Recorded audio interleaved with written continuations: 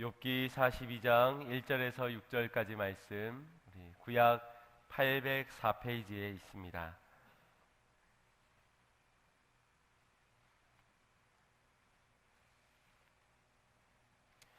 1절부터 6절까지 말씀 한 목소리로 합독하겠습니다. 욥이 여호와께 대답하여 가로되 주께서는 무소불능하시오며 무슨 경영이든지 못 이루실 것이 없는 줄 아오니 무지한 말로 이치를 가리우는 자가 누구니이까. 내가 스스로 깨달을 수 없는 일을 말하였고 스스로 알 수 없고 헤아리기 어려운 일을 말하였나이다. 내가 말하겠사오니 주여 들으시고 내가 주께 묻겠사오니 주여 내게 알게 하옵소서. 내가 주께 대하여 귀로 듣기만 하였었더니 이제는 눈으로 주를 배웠나이다.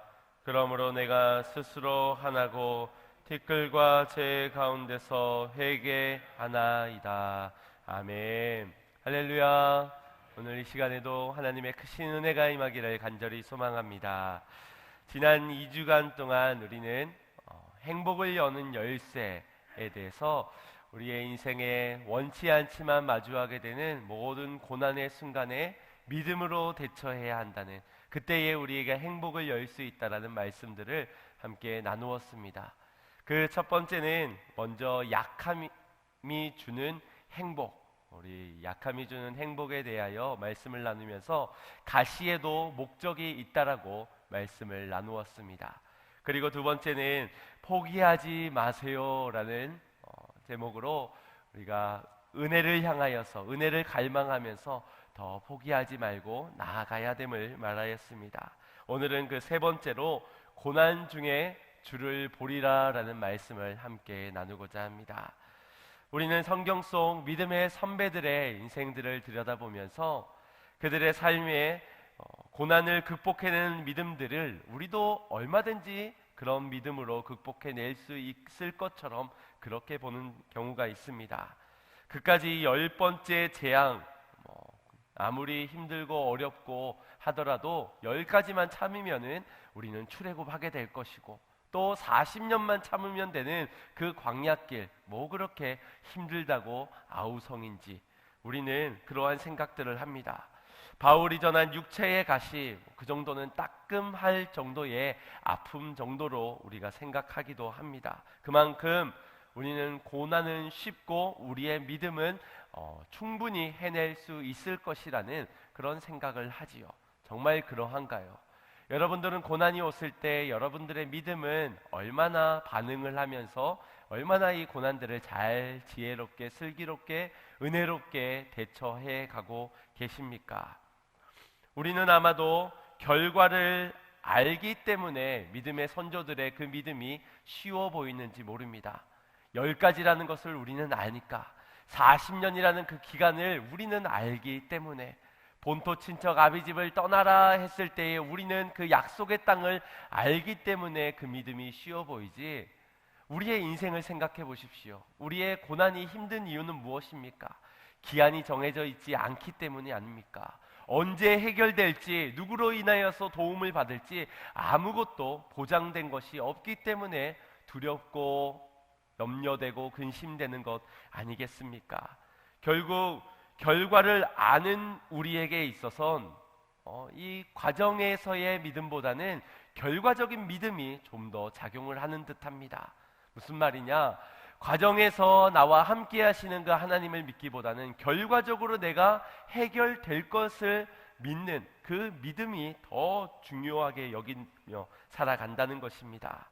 이것은 고난의 목적이 있고 고난을 통해 가야 하는 목표, 은혜의 그 자리가 있으며, 고난 이후에 우리로 축복해 가시는 모든 것들을 이 믿음으로 바라봐야 되는데, 그저 과정에서 목적도 필요 없고 목표도 지향하지 않은 채 그냥 결과만 좋으면 된다라는 그런 우리의 고난의 대처의 자세가 오늘 우리의 삶에서 이 고난의 정도에 따라서, 고난이 작으면 내 힘으로 해결하려 하고, 고난이 크면은 낙심하고 절망하게 되는 그런 모습으로 나타나고 있는 것이 아닌가라는 생각을 해보게 됩니다.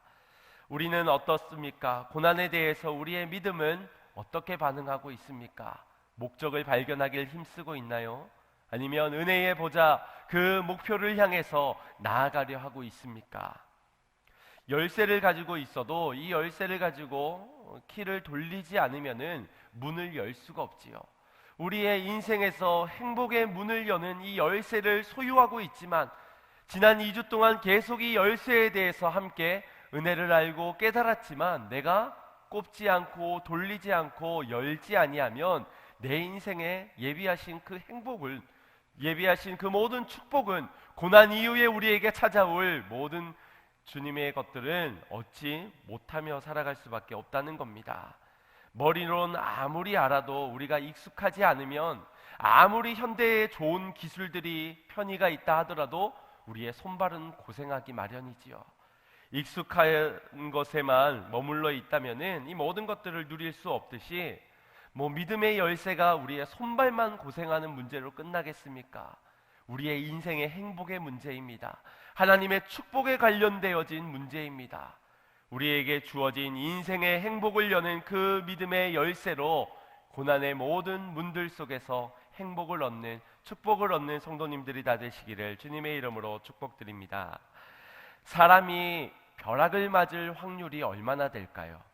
혹시 맞아보신 적 있으신 분? 혹시 주변에는 맞아본 분이 계신가요? 저는 한 번도 본 적이 없습니다. 그런데 우리는 그만큼 이 벼락을 맞을 확률을 가장 재수 없는 사람을 빗대어서 그 사람이 얼마나 재수 없는지를 이 벼락 맞은 걸로 비유를 하곤 합니다. 그런데 생각보다 이 벼락을 맞는 사람의 숫자가 많다는 건 여러분 아십니까? 매해마다 전 세계적으로 2만 4천 명이 벼락을 맞는다고 합니다. 어마어마하지요. 우리는 주변에서 찾아보기도 힘든데 이 어려운 일들을 해내는 자들이 있다라는 것입니다. 길을 가다가도 맞기도 하고요, 등산을 하다가도 맞기도 하고요, 오토바이를 타고 가다가 맞기도 합니다. 그런데 자기 혼자만 있어서 맞는 거야 어떡하겠습니까? 그곳에 떨어지는데. 근데 6명이나 모여있는 자리에 유독 나만, 한 사람만 벼락을 맞으니 이 어찌 재수 있다라고 말할 수 있겠습니까? 그저 재수 없다, 너무나도 불행하다라는 말로 표현할 수밖에 없는 거지요. 반대로 우리는 재수 있다라고 말을 할 때는 로또 맞을 확률에, 우리가 그 확률에 빗대어 말하곤 합니다. 로또에 당첨될 확률 얼마나 될까요? 여러분들 벼락을 맞을 확률이 높을까요? 로또에 당첨될 확률이 높을까요? 네? 제가 그거 계산하고 있을 시간이 없어서 인터넷에 많이 찾아봤는데 다 다르더라고요. 600만 분의 1, 800만 분의 1, 뭐가 벼락 맞는 게 더 어렵다, 아니다, 로또가 맞는 게 더 어렵다. 많은 쪽에서는 로또 맞는 확률이 더 어렵다라고 그렇게 이야기를 하더라고요. 근데 아마도 그 확률적인 계산에 있어서는 벼락을 맞은 사람의 숫자에 전 세계의 인구를 해서 확률을 정하지 않았을까 싶은데, 사실 우리가 확률적으로 좀 더 계산을 해본다면 벼락이 아무도 없는 평지에 그냥 떨어질 수도 있습니다. 근데 사람에 맞을 확률은 얼마나 될까요? 그 중에서 전 세계에서 2만 4천 명이 맞을 확률은 또 얼마나 될까요? 그런 생각을 해보면 이 벼락을 맞을 확률이 좀 더 많아 보이긴 한데 그런 게 중요한 것은 아닌데, 우리는 이 벼락을 맞거나 로또를 맞을 확률, 여기에 있어서는 벼락을 맞으려고 노력하는 사람은 없습니다. 그런데 로또에 맞으려는 사람의 노력은 지금도 어마어마하다는 것이지요. 우리 성도님 중에서도 혹시나 인생의 역전을 위하여서 로또를 혹시나 하시는 분 계시는지 모르겠는데, 당첨되면 저를 꼭 기억해 주시고 우리 교회를 기억해 주시고 그랬으면 좋겠는데, 어쨌든 우리가 그런 유행보다는 이런 확률적인 것으로, 혹시 여러분들 스스로가 나는 벼락에 맞을 확률이 있다라고 생각하시는 분 계십니까? 아니면 나는 로또를 맞을 확률이 없다라고 생각하시는 분 계십니까? 아마 우리는 벼락을 맞을 확률이 없다라고 생각하기 때문에 벼락이 쳐도 할 일을 하면서 살아갈 겁니다. 또 로또 맞을 확률이 없다라고 여기기 때문에 로또도 안 사는 것일 겁니다. 확률이 있다면 번개가 치는 그 비바람이 몰아치는 바깥을 나가지 않겠지요. 또 로또는 매주마다 아마 사게 될 겁니다. 그러나 우리에게는 그러한 확률적인 것으로 볼 때 나에게는 이루어지지 않을 거야 라는 생각이 있다는 것이지요. 그런데 중요한 것은 이 어려운 걸, 이 힘든 걸 누군가는 오늘날 경험하고 살아가고 있다는 것입니다. 그런데 그 인생에, 과연 우리의 인생에는 이것이 없을 수 있다고 무엇으로 보장할 수 있겠습니까? 나도 600만 분의 1이 될 수 있다라는 것이지요. 오늘 말씀을 보면은 이 어려운 일들을 단 하루에 모든 것들을 경험하게 되는 한 사람을 보게 됩니다. 지난 시간 동안 바울의 고난, 그 다음에 나오미와 룻의 고난, 그 고난에 대해서 이야기를 하는데 어떻게 내 얘기를 빠뜨릴 수 있냐며 굉장히 섭섭해하는 고난의 최고의 상징과 같은 인물, 우리 오늘은 욥에 대해서 함께 말씀을 나누고자 합니다. 이 욥은 많은 사람들 중에 극소수만 경험하게 되는 아주 희비한 그러한 고난을 겪게 되었습니다. 그 많던 재산을 단 하루에 다 잃어버리게 되고요. 또 가축들까지도 다 잃어버리게 됩니다. 집은 무너지고 그곳에 있던 10명의 자녀들도 한순간 다 잃어버리게 되었습니다. 이 얼마나 기구한 인명입니까? 이런 일이 하루아침에 벌어질 확률은 과연 얼마나 될까요? 이것은 아마 확률적으로 벼락이나 로또랑은 연관시킬 수 없을 정도로 훨씬 더 희비한 그러한 확률일 겁니다. 이 정도의 확률이라면, 이 정도의 고난이라면 이건 누군가가 단단히 벼르고 별러서 그를 저주하는 마음에서 계획적으로 저주한 이야기들 아니겠습니까? 너무나도 드라마틱하게 몰아닥친 이 고난은 누군가가 치밀하게 계획하여서 덫에 걸리도록 사방에 덫을 몰아넣은 그러한 모습처럼 보여진다는 것입니다. 이 상황 가운데서 고난의 분명한 목적이 있다면 무엇이라고 여겨지겠습니까? 사람이 저 사람도 겪고 나도 겪을 수 있는 일이라면은 그런 대로 받아들일 수도 있겠지만 이 정도로 극소수, 그것 중에 아직까지 전례가 없는 그러한 일이 단 하루에 이루어진, 분명히 누군가가 계획적으로 치밀하게 덫을 놓은 이러한 상황을 보면서 누가 저주라고 말하지 않을 수가 있겠습니까? 아마도 그 저주의 상황을 보면서 우리는 판단하기를, 욥, 너가 분명 무언가를 잘못했기 때문일 거야, 죄를 지었기 때문일 거야, 너가 하나님 앞에 회개를 해야 돼 라고 우리도 욥의 친구들처럼 그렇게 권면하지 않을까 싶습니다. 왜냐하면 칭찬을 이런 고난의 상황을 몰아넣으면서 이루는 법은 없기 때문입니다. 분명 칭찬이라고 말할 수 없는, 분명 징계와 같은 그런 고난이 한꺼번에 몰아치고 있는 모습입니다. 한편으로는 그가 아무리 잘못했기로서니나 이렇게까지 그를 고통스럽게 할 수 있겠는가? 차라리 그의 목숨을 뺏어가지, 사방의 모든 사람들을 죽이고 빼앗고 몸에 악창이 생기고 아내까지 떠나고 친구들은 비난하는 그 고난에 몰아넣는 이유, 우리는 이것이 아무리 생각해도 부당한 고난처럼 보여진다는 것입니다. 그런데 이 욥이 이 고난의 시작이 어떻게 되었는지를 만약 알았다면은 그의 마음이 좀 더 실족되며 무너지지 않았을까? 다행히 몰랐던 것 같습니다. 아마 하늘나라 가서야 알게 되었겠지요. 그런데 이 고난의 시작점을 보면은 하나님을 너무나도 잘 섬기는 그런 동방의 의인이라고 평가를 하고 있습니다. 욥기서 1장 1절 말씀을 보면 우스 땅에 욥이라 이름하는 사람이 있는데 그 사람은 순전하고 정직하여 하나님을 경외하며 악에서 떠난 자니라 라고 말씀하고 있습니다.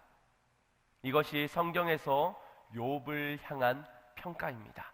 사람들이 주관적으로 보여지는 것만 평가한 것이 아니라 하나님께서, 성경이 증명하고 있는 그의 삶이 이러하였다는 겁니다. 순전하고 정직하고 하나님을 경외하며 악에서 떠난 자, 심지어 사단까지도 이 욥을 인정하고 있습니다.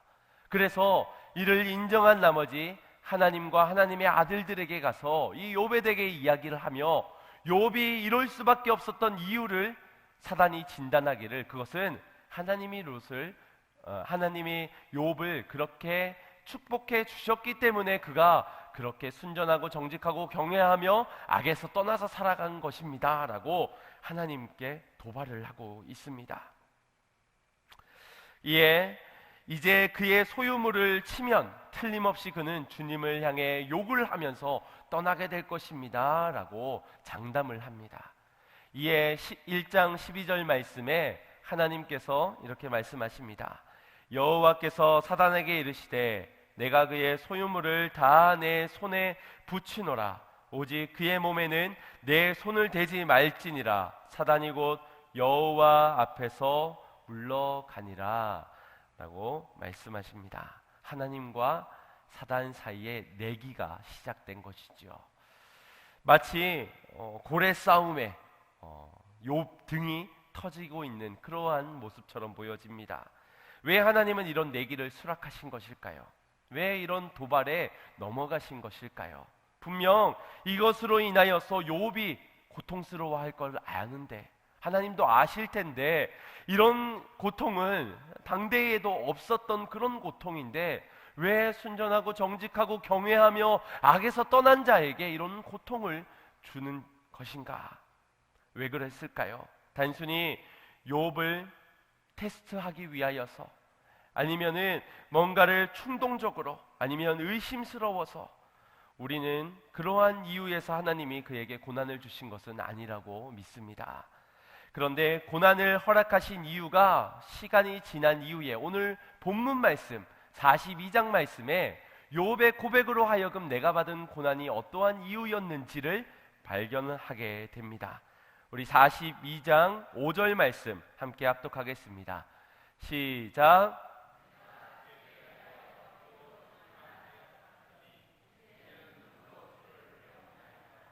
아멘.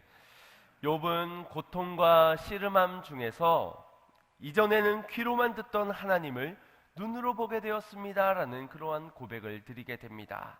이것이 무슨 말입니까?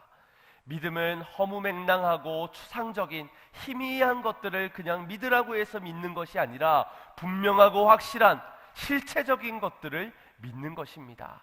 욥은 그동안에 아버지로부터 조상으로부터 물려내오는 그 하나님을 알아갔습니다. 그래서 하나님을 믿었습니다. 그래서 고난 중에서도 믿음의 고백을 드릴 수 있었습니다. 그러나 그때에는 귀로만 듣던 하나님을 내가 고난을 통하여서 비로소 주님을 눈으로 배우게 되었다라는 그러한 고백을 하게 된 것입니다. 고난을 통하여서 비로소 하나님이 어떤 분인지, 나의 인생을 향한 하나님의 계획은 무엇인지 분들을 발견하게 되었다는 고백입니다. 욥의 첫 번째의 고백은 이러하였습니다. 욥기 1장 20절에서 21절 말씀입니다. 합독해 볼까요? 욥이 일어나 겉옷을 찢고 머리털을 밀고 땅에 엎드려 경배하며 가로되 내가 모태에서 적신이 나었사온즉 또한 적신이 그리로 돌아가올지라. 주신 자도 여호와시요 취하신 자도 여호와시니 여호와의 이름이 찬송을 받으실지니라. 아멘. 이 정도의 믿음, 이런 극소수만 경험하는 확률적으로 당하기 어려운 이 고난에서도 이런 고백을 드릴 수 있다면 이제 칭찬받아 마땅한 인생 아닙니까? 하나님이 축복해 주셔야 될 그런 고백 아닙니까? 그런데 1장에서 끝나버릴 줄 알았던 그 고백이 2장에까지, 우리 지난주에는 나오미는 1장에서 고난을 당하였지만 2장에서는 회복실에서 회복을 경험하였는데, 이 고난은 역시나 고난의 상징답게 1절에서의 고난, 그 다음에 2장에서도 또 고난을 당하게 됩니다. 사단이 다시금 하나님을 찾아가서 이 욥의 몸까지 상하게 하면은 분명 그의 믿음이 무너져 내릴 겁니다 라고 말하며 또 다른 내기가 시작되는 모습을 보게 됩니다. 이 온몸에 악창이 나서 밤새도록 긁을 수밖에 없는, 그러며 아내마저도 하나님을 욕하고 죽으라라고 손가락질하고 친구들도 정죄하고 판단하는 그 상황에서도 욥은 이러한 반응을 보입니다. 2장 10절 말씀입니다. 그가 이르되 그대의 말이 어리석은 여자 중 하나의 말과 같도다. 우리가 하나님께 복을 받았은즉 재앙도 받지 아니하겠느뇨 하고 이 모든 일에 욥이 입술로 범죄치 아니하리라. 이 정도의 믿음은 어마어마한 믿음이지요.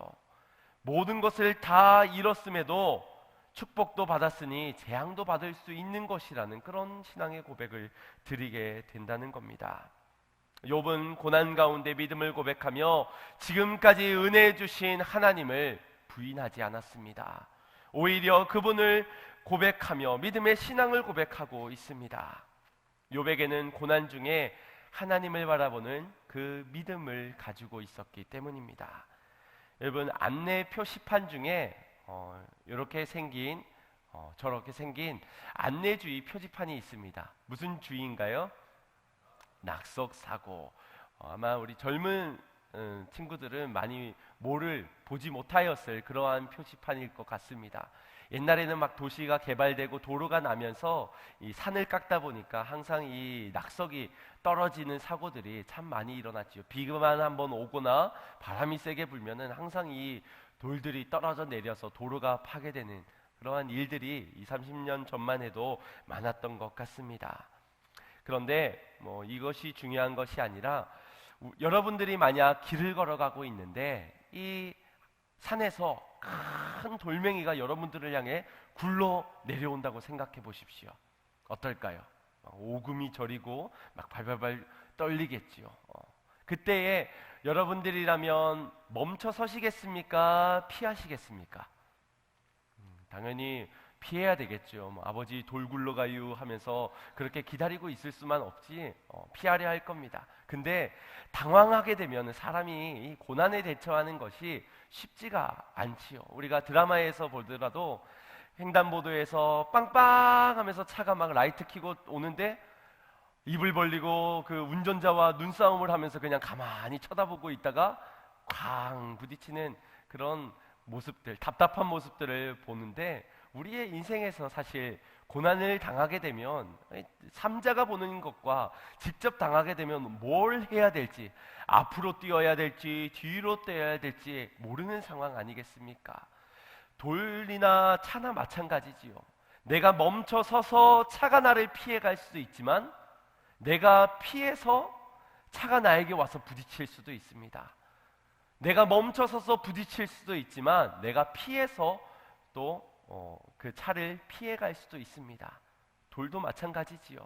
돌이 떨어지는 것을 보면서 그냥 움츠려들고 멈춰 섰을 때 그 돌이 튀어서 다른 곳으로 갈 수도 있지만 또 그 돌이 나를 칠 수도 있고 내가 피해서 오히려 그 돌이 나에게도 올 수도 있는 그러한 우리의 인생은 어떻게 앞으로가 이루어질지를 모르는 인생사입니다.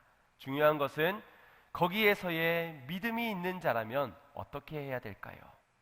믿음이 있는 자라면 그곳에서 믿습니다 하고서는 눈을 딱 감고 기도하면서 돌이 내려오는 걸 그냥 가만히 내버려둔 채 있는 것이 과연 믿음일까? 아니면 믿습니다 하면서 재빨리 피하는 게 믿음일까요? 아마 우리가 생각하는 믿음은 피하든지 안 피하든지 그거보다는 내 인생의 결과가 저 돌을 무조건 피할 수 있는, 저 차를 무조건 피할 수 있게 만드시는 것이 우리가 믿는 믿음이라고 아마 생각하지 않을까 싶습니다. 여러분들은 믿음이라면 멈춰 서시겠습니까? 피하시겠습니까? 멈춰 서서 돌을 피해갈 수도 있지만 오히려 멈춰 섰기 때문에 돌에 깔릴 수도 있습니다. 반대로 재빨리 피해서 돌을 피할 수도 있지만 오히려 피해서 돌에 깔릴 수도 있습니다. 여기에서의 믿음은 어떤 것일까요?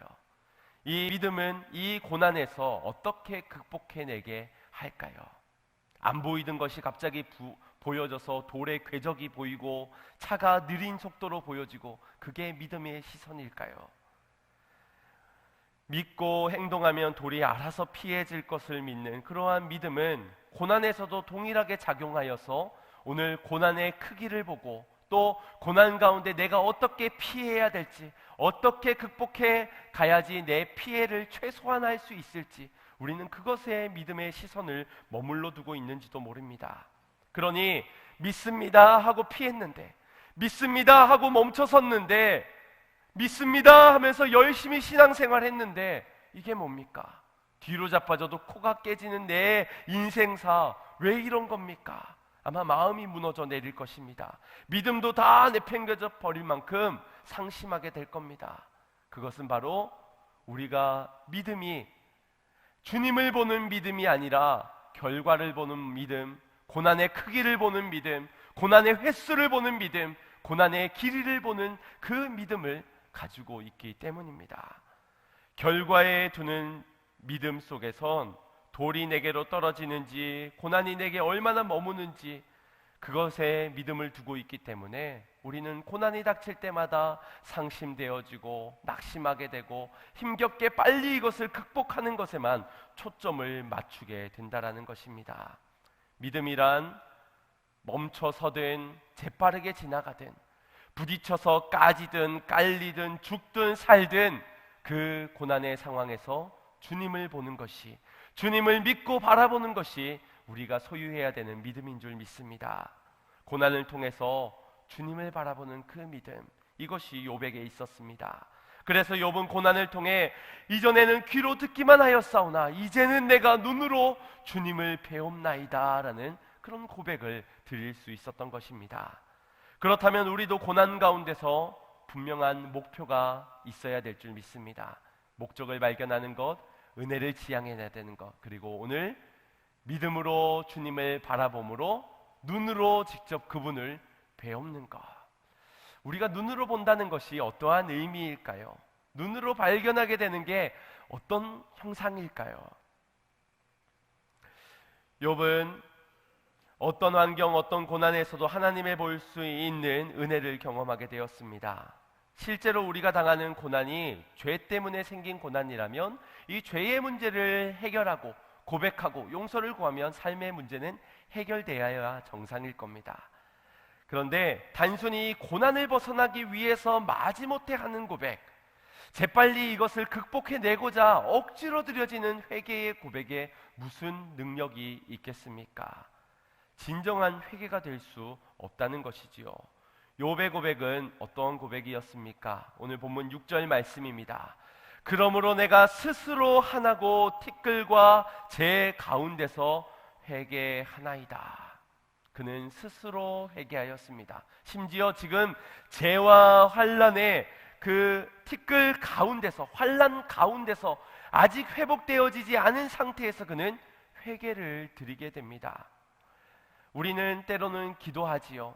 뭔가가 불행한 내 삶에 재수없는 일이 벌어지면, 고난이 닥치게 되면 내가 뭔가 잘못한 것이 있어서 그런 거 아닌가? 내가 하나님께 죄를 범하여서 그런 거 아닌가? 우리는 그때만 열심히 회개의 기도를 드리게 될 겁니다. 그런데 그 기도는 우리의 죄 때문에 드려지는 고백이 아니라, 주님을 바라보고 그 거룩함 앞에서 드려지는 회개가 아니라 단순히 결과적으로 좋아지기 위해, 내 위기의 극복을 위해, 고난의 해결을 위해서 마지못해 억지로 찔러서 드려지는 그 회개가 아니고 무엇이겠습니까? 그러나 욥은 그러하지 않았다는 겁니다. 이 6절 앞절의 5절에서 우리가 함께 보았듯이 그가 귀로 듣던 하나님을 이제 눈으로 보게 되니, 6절에 그러므로 눈으로 보게 되었으니, 그러므로 그래서 눈으로 보게 된 다음에서야 내가 이제 스스로 회개를 합니다. 이 고난 가운데서 주님을 바라보게 되니 내가 내 삶을 돌이켜 회개를 하게 됩니다. 이러한 고백을 드릴 수 있었던 겁니다. 이 회개가 진정한 회개가 되어 하나님은 욥의 인생에 축복을, 이전보다 더 갑절로 축복을 해 주시었습니다. 이사야 55장 8절에서 9절 말씀입니다. 시작. 여호와의 말씀이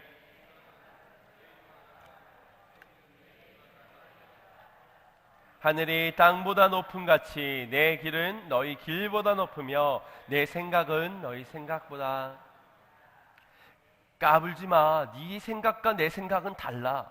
까불지 마. 내 길하고 너희 길은 달라. 그래서 주님께서 그렇게 너와 나는 다른 그것을 말씀해 주시는 그런 구절이 아닙니다. 너희가 다르지만 너희가 다른 것을 인정하고 나의 생각과 나의 뜻을 구하면 내가 너희에게 알려줄게. 너희가 나의 길을 구하고 나의 길을 쫓아오겠다 한다면 내가 너희를 선한 길로 인도해 갈게. 이것을 말씀해 주기 위해서 오늘 이 말씀을 허락하여 주신 줄 믿습니다. 잠언 16장 9절 말씀도 함께 합독해 보겠습니다. 사람이 마음으로 자기의 길을 계획할지라도 그 걸음을 인도하시는 여호와시니라. 아멘. 너희와 나와의 생각이 달라, 길이 달라. 그러나 너희가 너희의 길을 경영해가고 이끌어가고 뜻한 대로 나아간다 할지라도 그 걸음을 인도해서 나의 길로, 나의 선한 길로 너희를 인도할 것이 바로 나 여호와니라. 이것이 주님의 음성인 줄 믿으시길 바랍니다. 즉 지금 나에게 무슨 유익 때문에, 무슨 이유 때문에 내게 고난이 찾아왔는지 우리는 알지 못하지만, 기한도 횟수도 알지 못하는 우리의 연약한 인생이지만 분명한 것은 하나님께서 지금도 너희를 향한 계획하심 속에서 너희를 놓지 아니하고 선한 길로 너희를 인도해 가신다라는 사실입니다. 그 높은 길로 우리의 걸음을 인도하시는 하나님을 바라보는 자가 되어야 될 줄 믿습니다. 어디에서? 고난 가운데서, 거기에서 회개를 드리며 주님을 바라보는 것입니다. 우리가 고난을 고통스러워하는 이유는 나의 뜻과 하나님의 뜻이 다른데 나의 뜻으로 고난을 바라보기 때문일 겁니다. 그러나 이 고난에서 하나님의 뜻을 구하여 하나님의 뜻으로 바라보는 나의 고난은 분명 다르게 바라볼 수 있을 것입니다. 아, 나를 정금과 같이 나오게 하시려는 것이구나. 나로 하여금 선한 길로 인도해 가시려고 하시는 것이구나. 이 모든 것들을 깨닫게 될 것입니다. 이것이 하나님의 뜻을 구하지 않으니, 하나님의 생각을 찾지 않으니 우리는 그저 고난이 내 인생에 재수 없는 것으로, 애물단지로 없어야 되는 그런 저주의 목록으로 우리가 바라보는 것일 겁니다. 사랑하는 성도 여러분, 여러분들은 하나님을 왜 섬기십니까? 왜 하나님을 예배하시고 왜 하나님을 경외하십니까? 이것이 욥기서에서 중심 주제와도 관련이 있는 그러한 질문입니다. 왜 믿음 생활하는가? 왜 신앙 생활하는가? 왜 하나님을 예배하는가? 복을 받기 위해서, 평안을 얻기 위해, 유익과 영광을 누리기 위해, 잘 먹고 잘 살기 위해, 내 인생의 마지막 결과는 영광스러운 그것을 위하여서, 혹시 그런 이유 때문에 하나님을 믿고 계시지는 않습니까? 이것이 우리가 욥기서를 보면서 함께 고민해 봐야 하는, 점검해 봐야 하는 중요한 핵심 질문입니다. 이 질문에 욥은 믿음의 고백을 드리게 됩니다. 결론이지요. 욥은 고난을 통해서 폭풍이 거세게 불어치고 고난이 닥쳐도 나를 창조하신 하나님, 나를 그분의 백성 삼으신 그 사실은 변함이 없기에 고난 중에도 소망을 보며 주님을 바라보겠습니다. 고난의 문제로 힘겹게 한다 할지라도 그럼에도 불구하고 나를 사랑하시는 주님으로 나아가겠습니다. 이것이 욥의 결론이었습니다. 그리 아니하실지라도. 참 욥기서를 읽으면서 참 많은 믿음의 고백들을 드리지요. 그런데 그러한 인생이 부럽지는 않은 것은 그의 인생의 모양이 간당간당한 믿음을 가지고 하나님 앞에 마지못해 이렇게 막 애쓰며 살아가고 있는 그러한 모습으로 비춰지기 때문입니다. 과연 이 욥의 인생에서 어떤 은혜가 있을까요? 친구들에게 어떤 도전이 있고 어떤 은혜가 있었을까요? 42장의 마지막 장에 이르지 않고서 41장까지는 욥이 고난당하고 고통당하고 비난당하고 정죄당하고 어떤 것도 좀 믿음이 대단하다, 본받을 만한 그런 모습이 그의 인생에는 보여지지 않습니다. 42장의 그 결과적으로 봤을 때야 아마 사람들은 그 결과를 보고 그게 대단한 믿음이었네 라고 아마 생각할 것입니다. 왜냐하면 결과에 주목한 우리의 삶이기 때문입니다.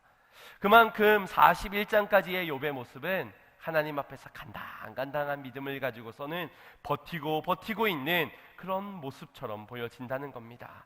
그럼에도 그가 붙잡고 있는 줄은 끊어질 동아줄이 아니라 믿음의 밧줄이었습니다. 그 믿음의 밧줄을 붙잡고 있는 자를 주님께서는 만나 주시는 줄 믿으시기 바랍니다.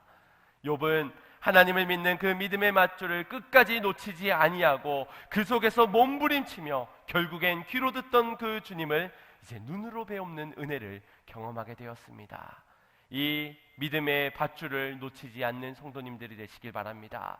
아무리 확률적으로 이루어질 수 없는 그런 고난에 몰린다 할지라도 이 믿음의 밧줄만큼은 놓치지 마시는 성도님들이 되시길 바랍니다. 이 믿음의 밧줄은 곧 생명줄임을 믿으시길 바랍니다. 그가 이 생명줄을 붙잡고 믿음으로 고백하는 구절이 우리가 잘 아는 구절이지요. 23장 10절 말씀입니다. 함께 합독하겠습니다. 나의 가는 길을 오직 그가 아시나니 그가 나를 단련하신 후에는 내가 정금과 같이 나으리라. 아멘. 자신의 나약함을 탓하지 마십시오. 하나님의 목적이 있고 목표가 있고 바라봐야 되는 계획이 있기 때문에 주어진 고난에서 내 힘으로 무엇을 극복해낼 수 있겠습니까? 목적을 발견하지도 못했는데, 은혜를 얻지도 못하고 주님을 바라보지도 못했는데, 정금과 같이 나오지도 못했는데 내 인생의 열심으로 과연 극복해낼 수 있을까요? 없지요. 그래서 없는 겁니다. 그래서 우리의 고난은 힘겨운 겁니다. 내 힘으로 할 수 없으니까. 그러나 그것이 당연하다는 겁니다. 그러니 우리 스스로의 나약함을 탓하지 마십시오. 그저 우리가 해야 되는 것은 하나님을 신뢰하는 그 믿음입니다. 믿음의 밧줄을 붙들며 나는 나의 인생길을 보장할 수 없고 나는 알지 못하지만 나의 길을 오직 주님은 아신다. 주님만은 아신다. 그리고 내가 나를 단련시키는 게 아닙니다. 내가 나를 정금과 같이 나오게 하는 것이 아니라 주님이 나를 붙잡고 주님이 나를 단련시켜 주님이 나를 정금과 같이 나오게 하시는 것입니다. 그러니 우리의 나약함보다는 주님의 능력을 의지하는 자들이 되어야 하지 않겠습니까? 이것은 내가 하나님께 묶은 밧줄이 아닙니다. 그러면 우리의 의로움이 드러나겠지요. 거기에는 끊어질 수 있는 그러한 밧줄이겠지요. 그러나 우리가 묶여진, 우리가 붙잡은 그 믿음의 밧줄, 생명의 줄은 하나님께서 우리의 몸에 꽁꽁 싸매어준 끊어지지 않는 영원한 믿음의 밧줄임을 믿으시길 바랍니다. 우리가 아무리 큰 고난이라도 하나님이 나를 포기하지 않기에 간당간당한 믿음처럼 보이지만 결국 그 붙잡은 믿음의 줄, 그 이면에 나를 둘러싸고 메고 있는 그 믿음의 생명줄이 나를 결국엔 그 선한 길로 인도해 가실 줄 믿으시길 바랍니다. 아무리 절망 가운데 있더라도 소망의 자리로 발걸음을 옮기어 하나님을 바라보고 믿음으로 사는 모든 성도님들이 되시기를 간절히 소망합니다.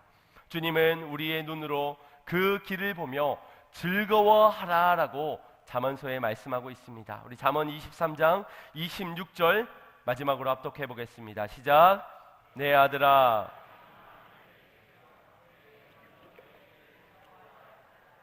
아멘.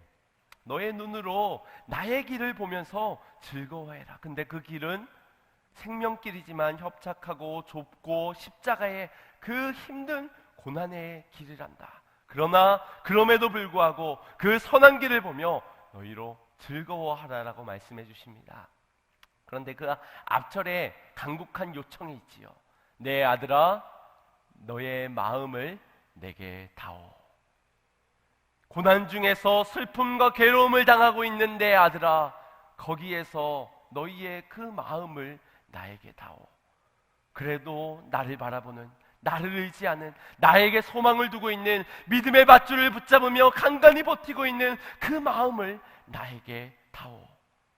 너의 눈으로 나를 보며 나의 길을 즐거워하며 내가 이 길을 열어주는 그 선한 길로 나를 따라오렴.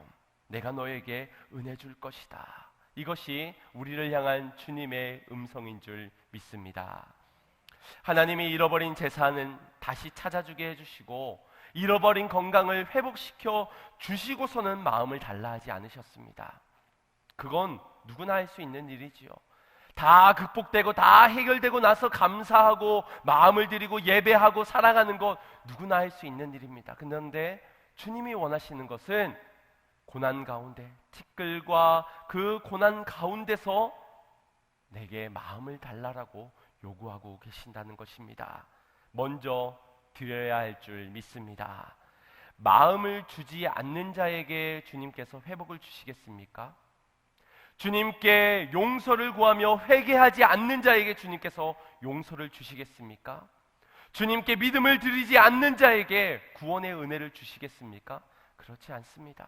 줘봤자 뭐 그게 축복인지 어떻게 알겠습니까? 하나님이 한 건지 어떻게 알겠습니까? 결국 우리는 우리의 마음을 주님께 드려야 주님은 그 마음, 그 중심, 그 믿음, 그 고백을 보시고 우리의 길을 선한 길로 점금과 같이 나아요 그 길을 걸어갈 수 있도록 하신다는 사실을 기억하시길 바랍니다. 주님께서 우리에게 물으십니다. 내가 너의 건강을 회복해 주지 않다 하더라도 너는 나를 사랑하겠느냐? 내가 너의 사랑하는 사람을 다시 살려주지 않는다 할지라도 너는 나를 사랑하겠느냐? 나를 믿고 따라올 수 있겠느냐? 내가 너의 실패한 것 같은 그런 고난 중에서 너는 나에게 마음을 줄 수 있겠느냐? 이 물음을 오늘 우리에게 던지고 계실 때 여러분들은 마음을 들여 입술로 고백을 드릴 수 있으시겠습니까?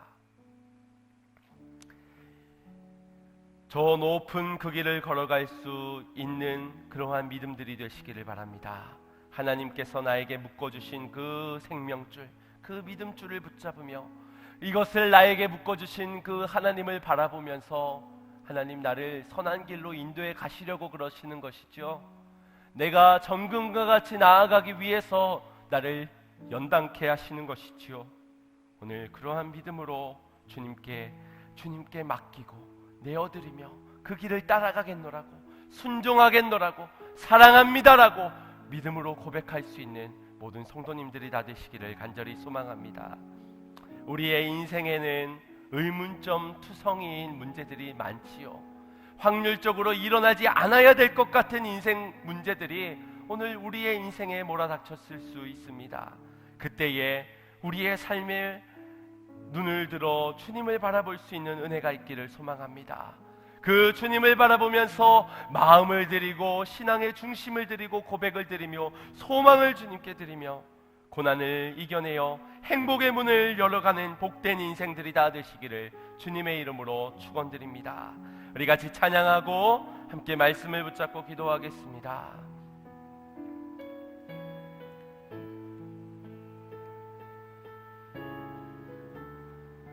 나의 아픔, 나의 시련, 나의 고통, 나의 괴로움에서 이제 주님을 보기를 원합니다. 괴로울 때 주님의 얼굴 보라, 평화의 주님 바라보아라. 세상에서 시달린 친구들아, 위로의 주님 바라보아. 괴로울 때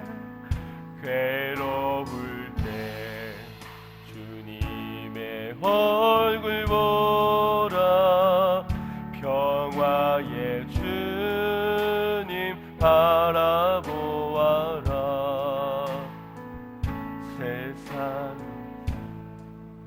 시달린 친구들아, 위로의 주님 바라오아. 눈을 들어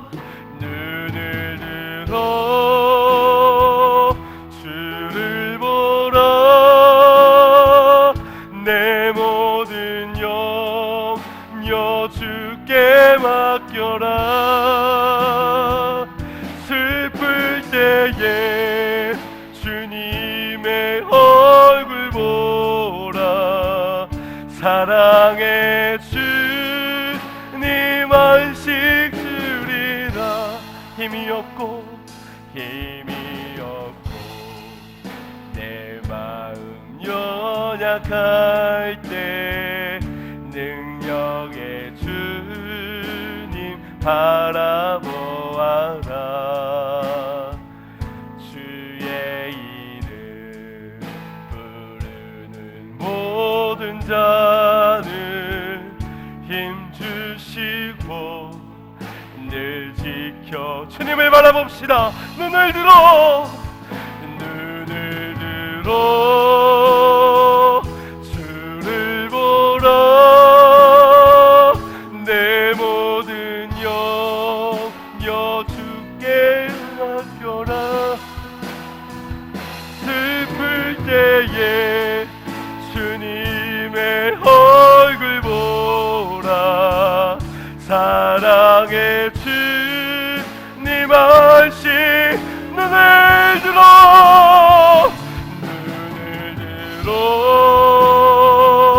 주를 보라.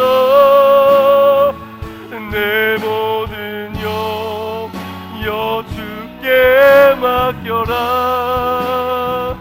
슬플 때에 주님의 얼굴 보라. 사랑의 주님 말씀 슬플 때에 주님의 얼굴 보라. 사랑의 주님 말씀 주리라. 오늘 평안과 안식을 잃어버리는 나의 인생에서 오늘 이 고난의 극복만을 바라보고 있는 우리의 초점의 시선이 주여 주님을 바라볼 수 있는 믿음의 시선으로 바뀌어지기를 원합니다. 나의 인생을 향해 꼭꼭 싸매어 주시는 그 생명줄을 바라보며 그 믿음의 줄을 붙잡으며 오늘 나를 선한 길로 인도해 가시며 나를 연단하여 천국의 같이 나오게 하여 주실 하나님의 완전한 계획하심을 바라보게 하여 주시어 오늘 내 마음을 원하시는 주님께 마음을 드리고 중심을 드리고 고백을 드리고 믿음을 드려 하나님이 예비하여 주시는 풍성함의 은혜들을 경험하는 복된 삶이 되게 해달라고 나를 지켜주시고 돌봐주실 주님의 은혜를 사모하며 주여 한번 부르짖고 합심하여 기도합시다. 주여